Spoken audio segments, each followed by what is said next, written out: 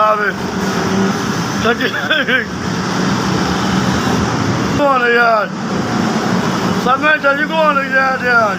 कोठे कौन पैसे भैया पैसे कितने आओ ये बंदे ने ठीक है ते ना एक है ने ते एक इन्हां दी मां ने ठीक है ते ना इधर गड्डियां नूं टांकियां टूकियां मारदा है ते इन्हूं 200-300 रुपया देने आ ठीक है ते माड़ा जिहा बंदा है मदद करो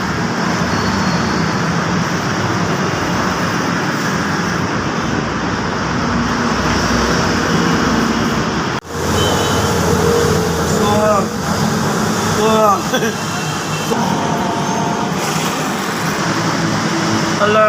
अल्लाह अल्लाह किधर हुई आज